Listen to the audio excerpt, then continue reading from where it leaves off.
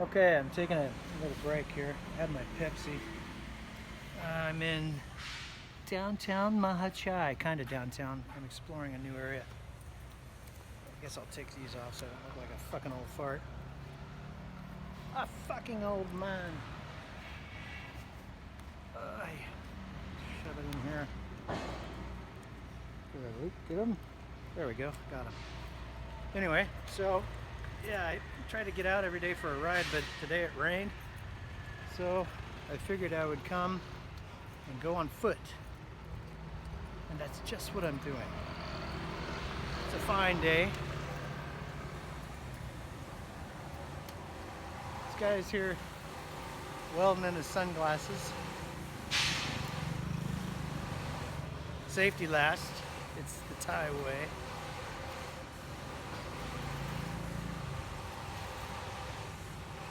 I don't know if he's still welding. Yeah, I guess he is. You can kind of see it. You'll routinely see guys up on trellises and doing roof work. Yeah, those guys up there behind me, they don't have any safety gear on. There you can.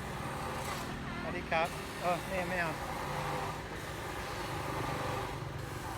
It's just how it's done here. You see these guys 50 feet up on a bamboo scaffold with no shoes, hats maybe, a smoke. It's always good. What do you got? Sometimes you see families of 4 on a moped. You see dad's driving. He's got the flip-flops, safety flip-flops on. Sometimes he's got a shirt. Probably has on a couple of amulets for good luck. Very superstitious folks. A couple of amulets. What else? He's got moms sitting behind him. Got a toddler standing up where you put your feet, holding on to the handlebars. And then maybe have one other youngster behind mom. Nobody's got shoes. Of course, nobody has a helmet.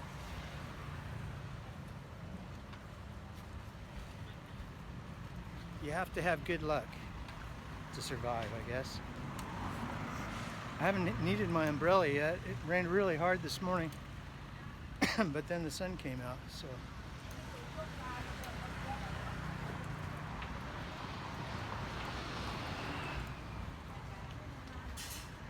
Kind of interesting to Saturday market, I guess, today. So everybody's got their little stalls out. So apparel mostly. There's one guy that has some kind of cool birds. I always feel kind of bad for the birds because they're pretty expensive. I don't know if anybody's really got the scratch for them. One of them's a macaw. Macaw are from South America.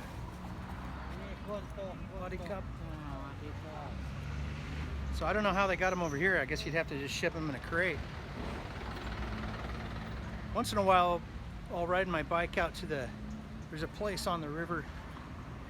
It's called Chanlei, and there's a big red walking bridge or a footpath kind of thing they've made out of wood. And it's about a half a mile long. It's barn red, and it goes way out on the water. And there are these folks, I guess they're part of some sort of a bird club or something. And they'll go out there and they'll let their macaws and parrots, other kinds of birds, just fly. It's really cool. You can see them circle around, and yeah, the birds have a really good time. You can tell when the birds are having fun because they're really vocal and they swoop down. It just looks awesome, but people don't realize that a big bird like a macaw or a parrot. What do you call it? Hello. Say hello YouTube. Hello YouTube. Thailand #1. Thailand. But you can tell that they're having a good time. Those guys are taxi guys. Lots of independent taxi guys You know, they'll run you around town on a moped. And they're on pretty much every street corner. There's a couple guys kind of camped out waiting for a fare. Lots of food here. Good stuff to eat. My arm's getting tired. I'm gonna have to get one of those selfie stick deals. Look like a dork with a selfie stick. You can get, you've got handbags and goodies. Shit, it looks like the rain's coming too. You can see behind my right shoulder, the sky's getting black.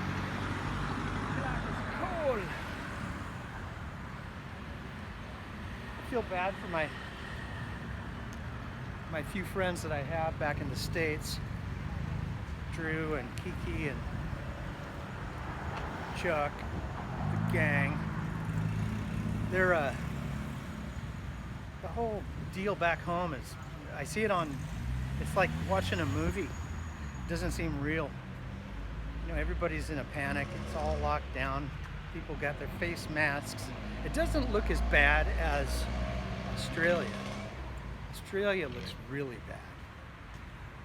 Complete pandemonium, total fear, a society living in complete fear from a fraud, a pandemic fraud, where they can swoop down and take away all your rights, kill your business, tell you how to live, what to dress, what to wear, where to go, when to go.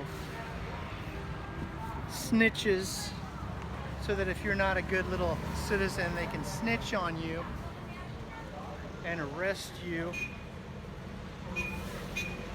Fuck that. Fuck that society. Fuck society in general. I sound bitter. I don't know. I'm a dropout, man. Dropped out of the Western world. People wonder, how do you live in a place and not know the language? I just say nicely, it's great not knowing what people are saying. The important people, you know, my wife, she speaks English. I do know some things in Thai, just a very few. What do you got? You know, how to say hello, where's the bathroom, help, yes, no. I can count a bit. Some pretty flowers here.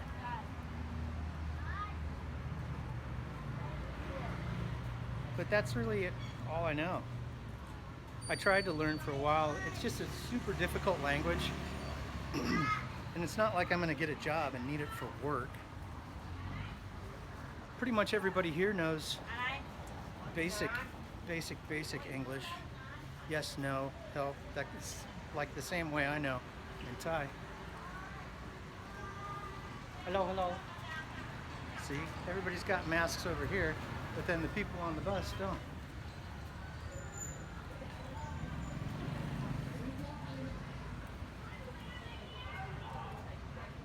You can get a wig. Maybe I should get a wig. My sister-in-law, she's going through a rough time. She could use a wig, I guess. I don't know if she'd want one though. She's going through chemo right now. That's where the girls went today. They went into Bangkok to one of the bigger, one of the bigger hospitals there.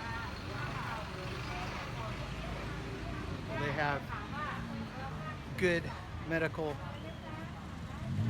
protocol and staff that know what the hell's going on. Most of the medical here is really well done. It's a socialist type system, and they'll take care of you.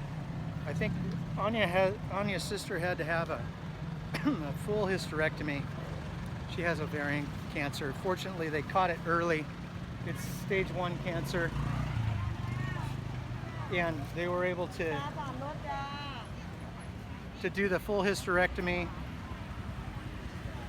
And I think it was about 4 days in the hospital. You know, she had to stay over, and it's like a couple $100 altogether. Anya looked it up to see how much it would have cost back in the US, and it was well over, you know, $15,000. I think it was like 25,000 bucks. It's crazy. How can people? I just don't know how people can manage over there. We couldn't, obviously. That's why one of the reasons we left. You know, we left when we were still relatively healthy. We're both 50-something. I wouldn't want to have to do plus in the United States, if you're like we are, you don't have a primary care. We didn't have insurance there. Sorry, it's really loud. We didn't have insurance there for the last 4 or 5 years that we were there doing the restaurant, because it was just too much money. I think it was life-wise was 700 and it was over 700 bucks for the two of us, and for that we got basic, I think it was catastrophic coverage for stuff like if we had cancer and we needed cancer treatment. So we had a $7,000 deductible. I had to have surgery I had a hernia, an umbilical hernia, my belly button, the gasket blew out because of my asthma. I coughed so much, I coughed so hard that I actually ruptured the umbilicus. So the gasket around my umbilical cord went, and then the fat from my omentum around your abdominal cavity would just kind of ooze out from time to time. When it happened, it hurt pretty bad because, you know, I was tearing flesh. And then after the tear, it was just more of an annoyance. It wasn't a life-threatening strangulation or anything. But even with the healthcare coverage, I called around to every place I could find in Southern Oregon. And I said, you know, what if I paid you cash out of pocket? Would you cut me a break? And they're like, yeah, we'd do 10% off. But it still ended up being around 7,000 bucks, which was my deductible. And I thought, well, shit. So what I ended up doing is I found a place online where a guy in, I think it was Baltimore, it was either Baltimore or DC, he only did hernias. And he had a deal where he would do it for under $2,000. So I made a deal with him. I went ahead and checked his references and read his referrals, and you know, that's all he did. So I flew to Baltimore on a Monday and walked to his clinic I got a ride into town from the airport, walked to his clinic, and he saw me to verify that indeed I needed an umbilical hernia procedure where he used the mesh. I don't know if people still use it. I didn't have any trouble with it, but I know other people have. My brother had, I think, one done with mesh, and he hasn't. It's given him some trouble, but not too much trouble. But anyway, I flew there on a Monday. He saw me Monday afternoon to verify that that's what I needed to do. Tuesday, I came in, had the procedure, stayed at a hotel in Baltimore. Wednesday, I went to the hospital, or I went to his clinic to follow up with him. And Thursday morning, I was on a plane back home, and I think I went to work on Friday. And he said, you can work and do anything you want, you know, you're good as new. You're not gonna blow out your sutures or the mesh, but he said it's gonna hurt like a bitch. And you know what? He was right. It did hurt. It hurt bad for about 3 weeks, but I haven't had any trouble with it. I haven't had a lick of trouble with it. The guy did a really good job. Look at this. This is weird.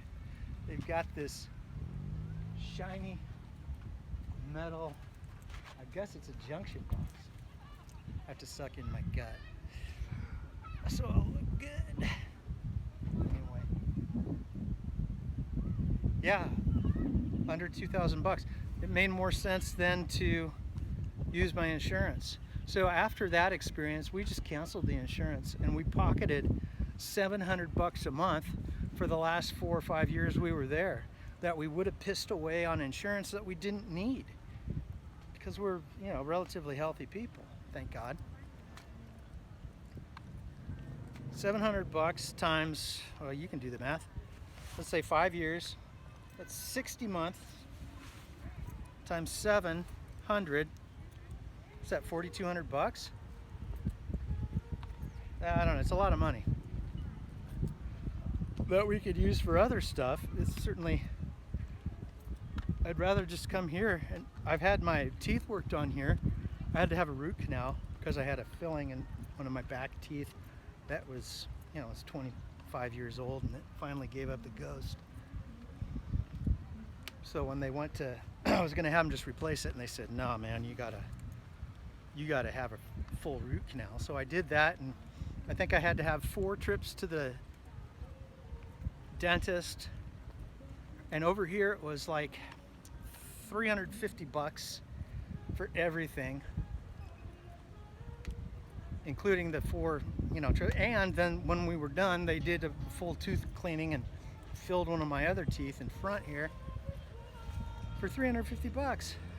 Root canal, the whole thing, and a filling, and a regular cleaning when I was done. I don't know how much it would have been back home, but I would assume it would have been, you know, $2,500 at least.